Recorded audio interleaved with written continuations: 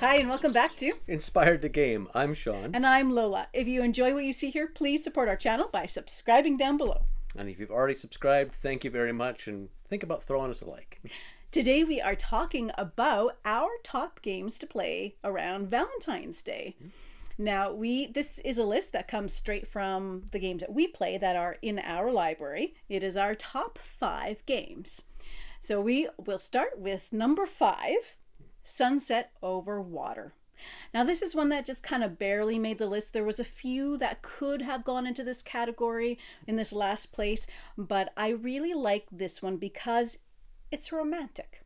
So in Sunset Over Water, you play an artist that's hiking around to various vistas to paint them, and then you sell your paintings and make some money over it. But one of the reasons why I think of Valentine's Day with it is because it's kind of got a romantic feel to it. It's also not a terribly competitive, confrontational game, at least most of the time, so it's a nice friendly one to play with your significant other. Okay, so number 4 we have is Paint the Roses. Obviously, roses go right into the Valentine's theme, but also Paint the Roses is a cooperative game where you, as the gardeners, are trying to tend the gardens of the Red Queen without losing your heads. And it's basically you're just trying to figure out what card your partner has by filling out with logic.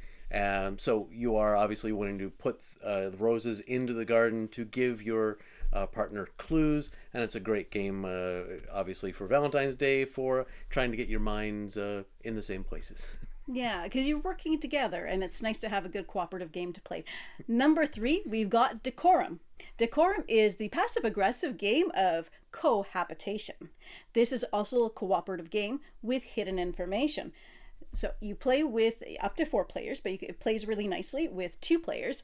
You are both moved into a house together and trying to decorate it just the way that you want it. Now, you each have very specific specifications of how you want this house decorated. And sometimes they can not collide well with each other, but you can't tell exactly what yours are. So say if one player puts something in the house, like maybe a blue lamp in the kitchen or something like that, you can respond with like, ooh, that's really nice, or oh god, that's hideous. So you can let them know how that fits into your plan and what works for you. You work together to try to make sure that everybody has all their needs met, just like a relationship.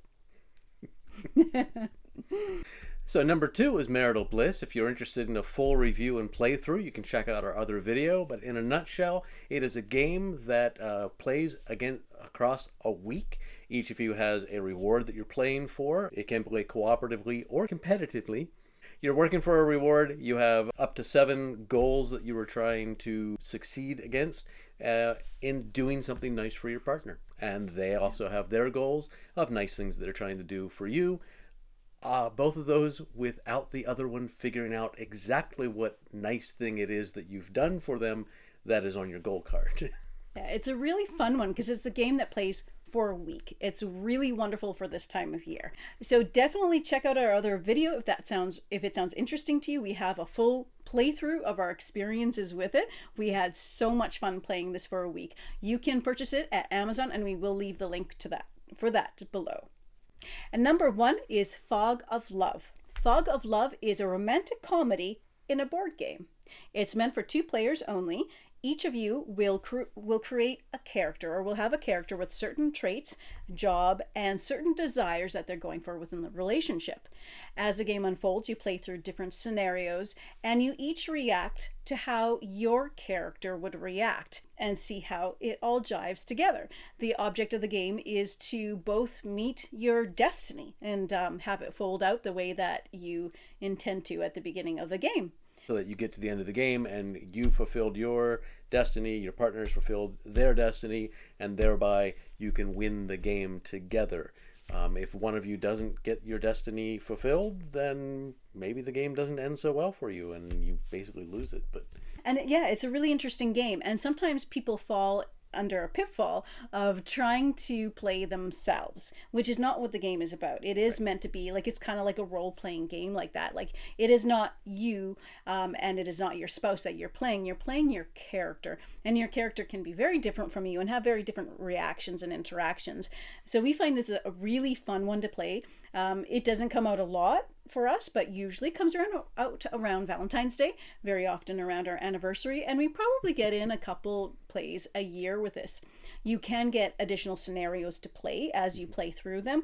Another thing I want to mention about Fog of Love, which is really cool, is they have a lot going for inclusivity. So you can actually buy the game with different covers, 2 men, 2 women, and a man and a woman, as far as what the silhouette looks like.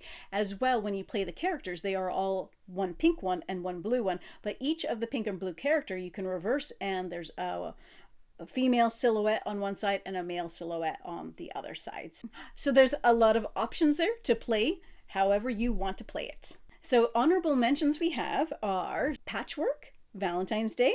We don't have this one, so we couldn't showcase it, but as well as Azul Master Chocolatier, because, you know, who doesn't want some chocolates for Valentine's Day? Well, thank you so much for watching our video today. If you have a favorite game that you like to play for Valentine's Day or around Valentine's Day, share with us what you're playing. We would love to hear. Happy gaming, folks.